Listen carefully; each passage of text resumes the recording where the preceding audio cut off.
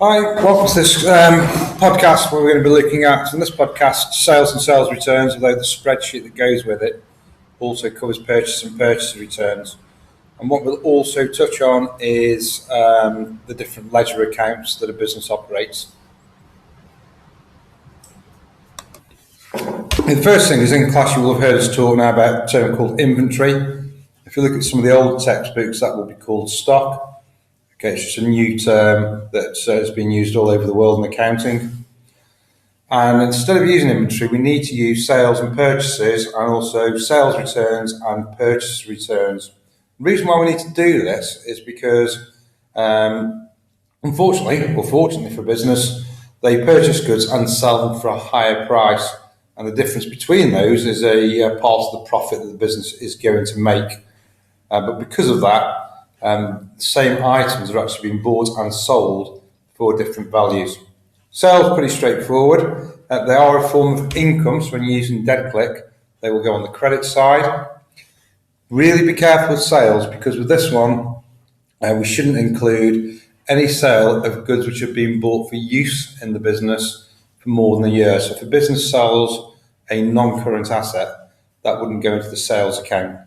Sales returns, they're also called returns inwards, okay, and that's when goods are coming back from customers into the business. Purchases, pretty much what you'd understand it to be. So it's the goods that have been bought, but again, it's important. These are goods for resale by a business, not just to all the goods that are purchased.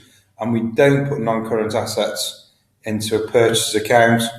And finally, we've got purchase returns, also called returns outwards.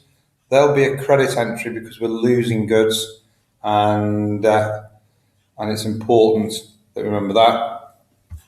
And the other name for it is, as I've said, returns outwards. Right, we're going to have a look in this podcast at sales and sales returns, and then I'll do a second podcast looking at the purchases and purchase returns. Okay, remember first of all, credit transaction, the sales account, because they're a form of income, but we will still need to do a debit transaction somewhere else in the account. Most common accounts used alongside the sales account would either be the trade receivable account. Trade receivables are our customers and the customers that owe us money, and they will be an asset, cash or bank. Obviously, if we receive a check when we made a sale, that would go through the bank. In this example here, we've got a customer called Al Humadi, and we've made a sale on credit of $5,600. So first account that's going to be affected will be the sales account. It's a form of income, so therefore it's got to be on the credit side. You could also think of it as we are losing some goods, and those goods are flowing out of the business, and therefore losing an asset of goods. And again, that will put it on the credit side. And the date of the transaction is the 1st of the 10th. Okay, next thing is we need to fill in the note. So in the note, we put in the other account that's affected, and that's called Al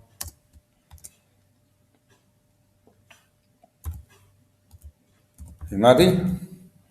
And then we'd also put into the account the amount of the transaction, $5,600. Okay. Looking at the final account we need to complete for this transaction, the Al Humadi account. Al Humadi is going to become an asset of the business, and he becomes an asset of the business because he owes the business some money. We're going to get $5,600 off him at some point in the future. So the transaction date again is exactly the same, 1st of the 10th. Okay, the other account affected this time will be sales. So in the note, put sales so that we can cross-reference the transaction, and then put in the $5,600. And that's pretty much all that we need to do with sales. Okay, use a little bit of common sense. You've got some examples to do on the next worksheet. But obviously, if somebody pays us cash or somebody pays us by check, it won't be the customer's account. that's affected. So looking at the next exercise here for you to complete. So what I would do is once I finish talking about this exercise, pause the podcast, complete the exercise, and obviously then you can compare your answer with the answer in the spreadsheet. Okay, straightforward. You've got 5 transactions to enter. All 5 transactions will need to go into the sales account, which is kept for Al Sultan, T Sultan, and then you need to work out where the other transactions go.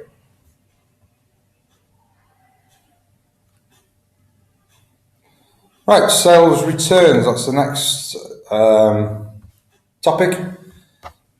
Okay, some general information here is that first of all, if we look down here on, I'm sorry about that. If we look down here on the information, I've written a new term that you've not seen before, and that's sales ledger. Sales ledger is just, quite often businesses keep them in all the accounts in a file. And they often do that now electronically. It's still called the sales ledger. Sometimes it's kept in the book, but a ledger is just a collection of accounts. In the sales ledger, what you would always see is just the credit customer accounts. There's no other accounts kept in the ledger, in the file or the book called the sales ledger, only the customer's actual accounts themselves. Have a look at the other 2 ledgers in the next podcast. Okay, reason for returns from customers. Well, first of all, it might be that goods are faulty. Secondly, it might just be that the goods aren't what the customer really wanted. They got them to their premises and they've decided they're not the right goods. It's always going to be a debit entry in the sales returns account. Okay, and there's 2 ways of looking at it here, students. Remember it in 2 different ways. One is it's just the opposite of sales, so therefore it's the opposite of an income. Incomes are credits, and therefore it has to be a debit. The other way of thinking about it is we are receiving the goods back, and therefore we're gaining a non-current asset of inventory, and therefore it's a debit entry. The other thing you will often hear sales returns referred to as is returns inwards. And again, because the goods are coming back into the business. So in this example here, Al Himadi is going to return some damaged goods worth $500 to the business. Returns account, it's going to be a debit entry because we're gaining an asset. And the date is the 5th of October, so put the 5th of the 10th in.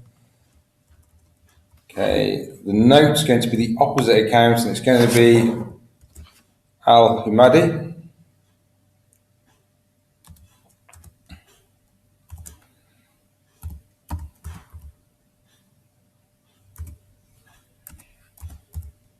And it's going to be for $500.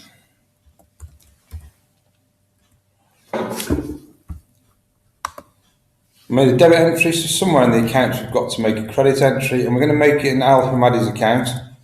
And the reason why we're going to make it there is because we are going to reduce our asset of being owed money. Obviously, if the guy's returned the goods to us, then he isn't going to pay us for them, although it would be nice. So sales returns is the other account.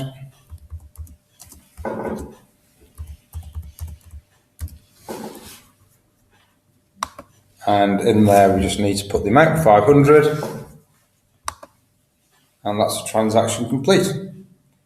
What I've provided you with, and it's on the next worksheet, is a quick sales returns exercise, just 2 transactions that you need to fill in, and you can then check those against the answers. And what I've done, I've built on the accounts that you should have already completed for the sales example. Right, that completes the podcast. I hope you've enjoyed it and found it useful. And the next one will be on purchases and purchase returns.